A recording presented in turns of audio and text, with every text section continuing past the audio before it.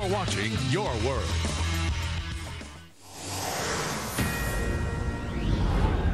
Violent protests breaking out in Tunisia. Yeah, Tunisia. Protests blamed in part on skyrocketing food prices. Things like milk have been doubling by the week. Things getting so bad that the president of Tunisia fled the country. All of this as Americans are starting to get a dose of food inflation here as well. Consumer prices, while still tame, are surging.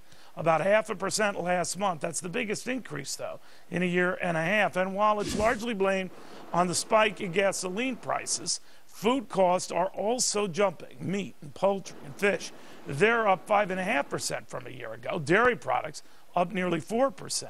Sugar and sweets up 2%. And with prices for corn and wheat just about doubling since June, Craig Smith says the nation could see its biggest spike in inflation ever. He is, of course, the CEO of Swiss America. He's been uncannily accurate about trends of late. Very good to have you back on, my friend. What do you make of what's happening here? Neil, I don't like what I'm seeing. By the way, good to see you again. Happy New Year. It doesn't look good. Let's look at what China did. China raised their rates to stop inflation that was running 8.5% for just the reason you showed your viewers. They're worried about social unrest. And if you look at the postal rate increases just the other day, those are 11.3%. I think that we are headed for much worse inflation than we saw during the Carter years, Neil. Well, you know, let's in Tunisia, of course, it's always a different example. Food is a big part of it. When obviously the basic staples are doubling on a weekly, sometimes even quicker than that basis, depending on the item, it can get people upset, and then it looks like no one's in charge, and then the guy running the country leaves. That's a mess. I'm not saying at all that happens here, but we are seeing outbreaks of this same sort of thing on spikes and in key, staples that get people unstable. Right. Where's this going? Well, I think it's going much higher, Neil, and I'm very concerned about it. As you and I've talked about in the past, we're not seeing fiscal responsibility being executed in Washington, D.C. And look, if we think these minor little tax cuts that we're going to get in income taxes are going to offset 10, 20, 50% inflation rates, we're dreaming. Now, everybody's going to say, Craig, that's ridiculous. We're a reserve status nation. We've got, we're the reserve currency of the world. That will never happen. They said the same thing in Germany, Neil, after the First World War. The first 2 years of Weimar Germany was a very good 2-year period.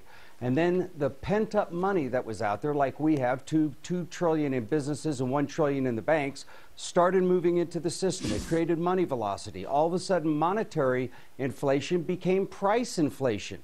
And once that happens, it's very difficult to control. So I'm very concerned that Washington and the Fed do not have this under control. The analogy with Germany is a good one, because Angela Merkel is one of those who's very leery of spending a lot of money or doing these big old rescues because she remembers that experience.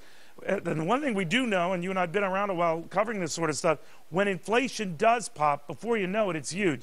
Here's where they draw the distinction between the Carter-type inflation, that we can't get back up there because the economy globally is so slow, it's going to put a restraint on that. What do you say?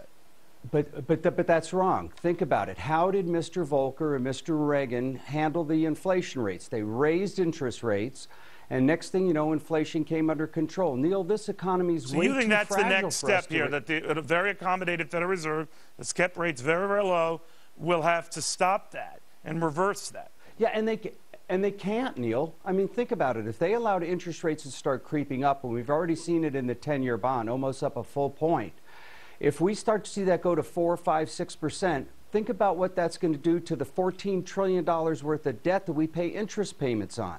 That's not to count all the other pressures that we'll have. So the traditional tools we'll be able to use to fight inflation are worthless right now. That's why we've got to keep in mind, just printing money or creating money, as Mr. Bernanke said on 60 Minutes, that is not inflationary, Neil.